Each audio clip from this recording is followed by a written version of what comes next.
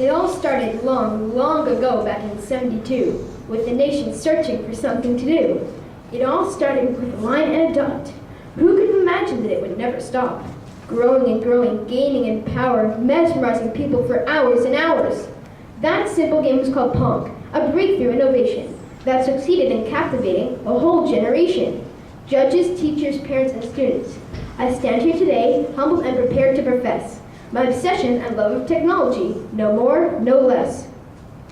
When I think about what brought me to this point in time, where I'm admitting to a room full of people how technology has affected my life, I feel a sense of apprehension. I wonder to myself, will they understand what I'm trying to convey, my feelings, my passion, and most importantly, all the techno jargon that I may inadvertently spew. But I stand here today, convinced of the fact that what I have to say is important, factual, and a true testament to the person I have become today. Since the advent of the computer, life as we know it has never been the same. In the early 70s, computers made even the most basic tasks easier and more expeditious. People began to rely on these new machines in every aspect of their lives, from work-related to recreational. Computers quickly became commonplace, and soon the video game craze followed suit. In the 70s, people were in awe of the technological advancements created by Atari, and one in particular called Pong. This simple design of a dot in the line paved the way for the more intricate and graphic designs of today. Today, it is difficult to find a household without a computer, or a teenager who doesn't have to be surgically removed from his or her iPhone or PSP. In life, where so much uncertainty abounds, the one thing I can be sure of is that next year, the system that I now have will be obsolete, and there will be another device for me to covet and spend my time dreaming of.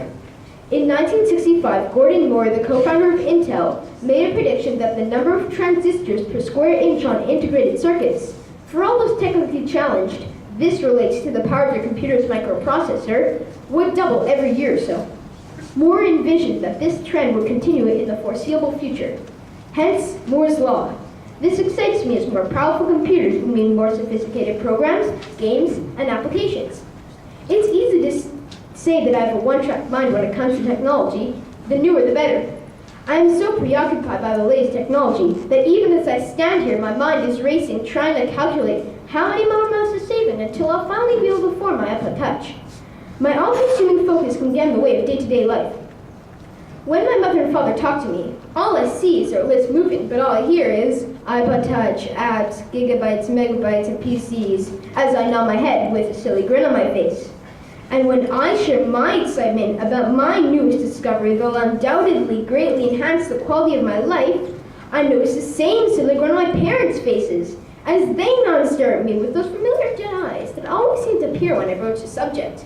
They just don't get it. Life is so much more interesting and exciting when there is always something newer and better in the making.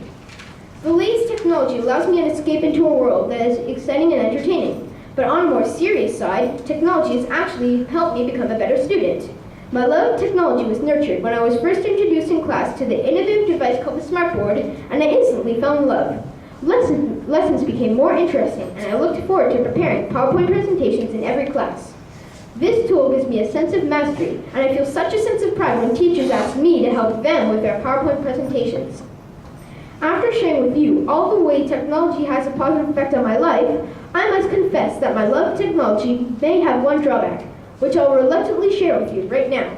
The love of technology just may have led me to the dark side, as I've already dabbled in some felonious behavior relating to a contraption called the R4, which has led to a sudden abundance of free games on my DS. I say no more, for risk of incriminating myself further. On a more serious note, I've recently made a most surprising discovery, which only strengthens my connection and passion for technology. While researching this topic, I unearthed a personal angle, as I found out that in the 1960s, my grandfather's hardware store housed the first Commodore computer factory in Canada. Commodore was the inventor of the PET, the original personal computer. In the basement of his warehouse are rows and rows of abandoned workstations with electrical outlets, just as they were back in the 60s.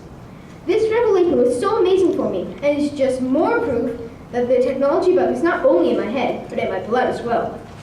So for all my teachers, past, present, and future, if ever my homework just seems a little bit on the nice side or just totally incomplete, Now you know where my concentration has been focused, and you'll realize that it's not my fault, but that evil Moore's law which is wreaking havoc with my life in most choice of ways.